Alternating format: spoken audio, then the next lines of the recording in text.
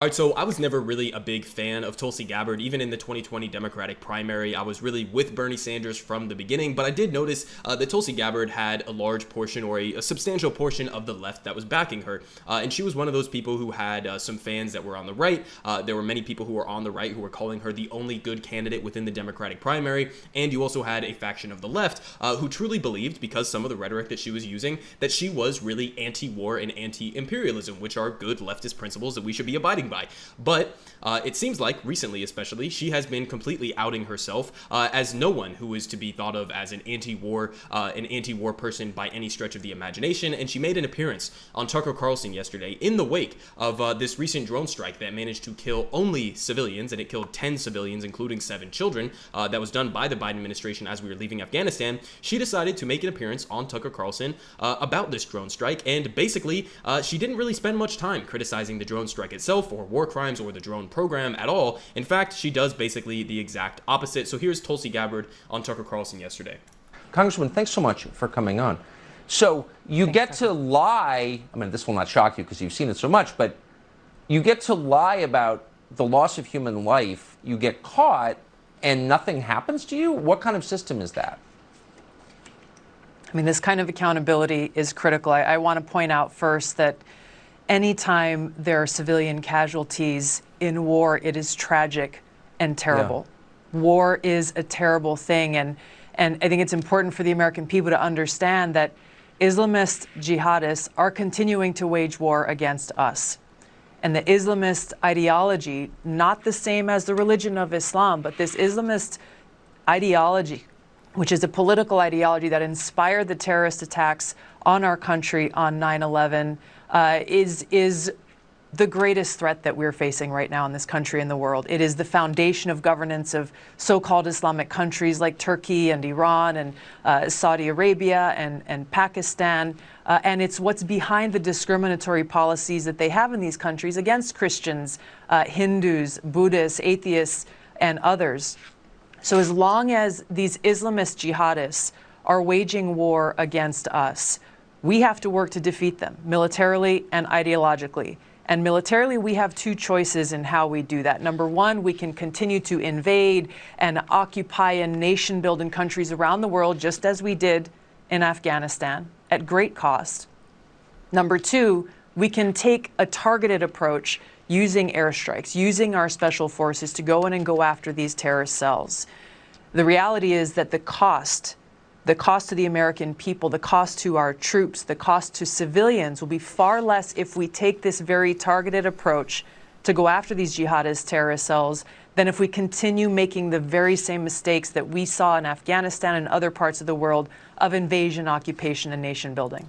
Okay, so there was a lot in there, and there were some things that I do agree with and many other things that I absolutely do not agree with. So if you were to stop this after the first, I don't know what it was, 15 seconds of this, where Tucker Carlson is calling out the fact that the Biden administration did lie about that recent drone strike in Kabul. They said, oh, we killed a dangerous ISIS suicide bomber. Turns out it was an innocent aid worker and his family. Biden deserves every single bit of criticism. I don't really care if it's coming from Tucker Carlson, who, by the way, is a white nationalist propagandist who doesn't really deserve any credit. But generally speaking, theoretically, I do support anybody who wants to criticizing Joe Biden for that drone strike that killed innocent civilians, including 7 children. So that part of it is absolutely fair. But she didn't spend much time on that part of it in terms of holding the people who did this responsible or accountable, or holding the drone program itself accountable. In fact, even though she was literally asked about a drone strike, okay? This was the question Tucker Carlson asked her was, why do we live in a country that does not have accountability for war crimes like this? And so instead of addressing that actual question, she turns it around into some sort of Sam Harris 2011 anti-Islam rhetoric and talks about Al-Qaeda and all of these dangerous jihadist terrorists around the world who are waging a war against Christians and against the rest of the Western world, I guess. But this is completely ahistorical, okay? And Tulsi Gabbard, of all people, should know that. She was, again, a critic of the Bush administration invading Iraq and Afghanistan. And so why would she not understand the consequences of U.S. imperialism overseas and how we have been the cause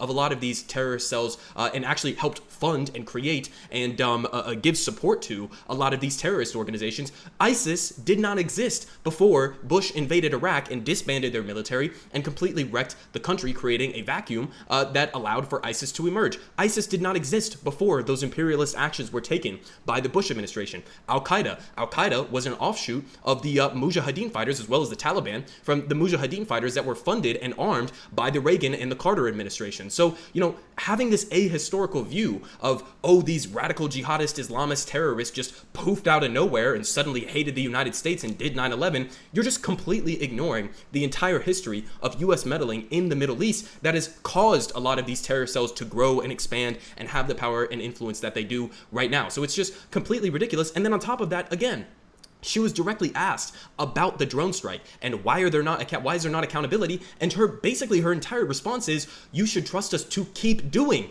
these exact airstrikes, keep doing these exact drone strikes. That's what she's advocating for. So she's not anti-war as a matter of principle. She's not anti-imperialism as a matter of principle. She is simply critiquing the style of war that we have been conducting over the last 2 decades, specifically in Iraq and Afghanistan, in occupying these countries, trying to do regime change and create these governments that clearly we don't have the ability to do. But she's advocating that we keep doing the very drone strikes that just killed 10 innocent people. And she's talking about a targeted approach. She literally was asked about a drone strike where we got the intelligence completely wrong. We had the orders completely wrong. They killed completely innocent civilians, okay? No ISIS fighters, no radical jihadist terrorists. And she takes that question and turns it into, we should keep doing those strikes because they're targeted. They're not fucking targeted. That's obvious. Again, we know the statistics on this, okay? So just as a refresher, okay, US says Kabul drone strike killed 10 civilians, including children, in a tragic mistake. This same tragic mistake that they then called a tragic mistake was initially called by the generals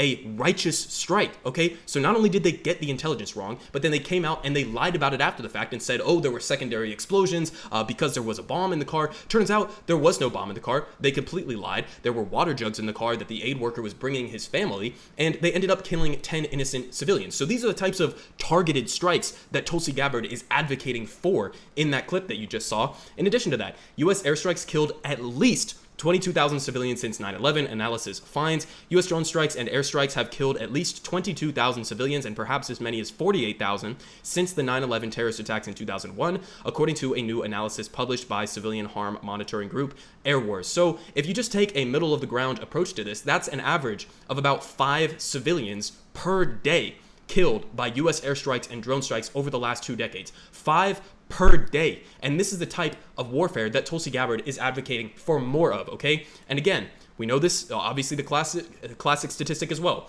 There's a 5-month period under the Obama administration where Obama-led drone strikes killed innocents 90% of the time. 90% is not, whoops, we accidentally had some collateral civilian casualties. That's, we're only killing civilians virtually. We are really not killing any of the terrorists that we say we are, and we're killing a vast majority innocent civilians. And that is a reality. It may not be 90%, but I would firmly stand by the claim that U.S. airstrikes and drone strikes kill a majority innocent civilians, not a majority radical jihadist Islamist terrorists, as Tulsi Gabbard would like you to think these targeted airstrikes are capable of doing. They're simply not, okay?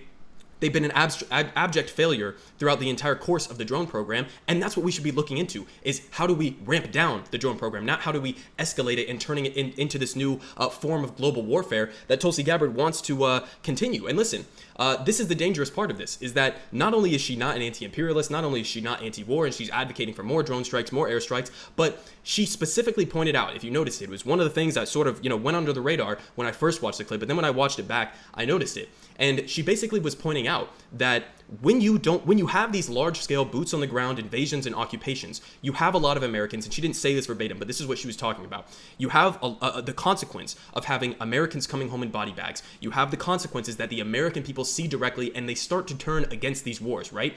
And so she was saying these drone strikes and airstrikes don't impose the same costs on the American people. And so what she was saying there is we should be transitioning to a new style of warfare where we're just using drones and we're just using airstrikes that we know for a fact are not accurate and kill a majority civilians. And she's saying because we are not going to have the associated consequences of Americans getting killed because you're operating a drone that doesn't have a person sitting inside of it from, hundreds of miles into the sky, then you're not going to have those negative costs, as she refers to them, associated with the American people seeing that. And so that's what she's asking for. She's asking for the guise of being able to go and do these drone strikes and airstrikes around the world without any real accountability, and there never has been any real accountability. And again, just to point out, Tucker Carlson is completely disingenuous.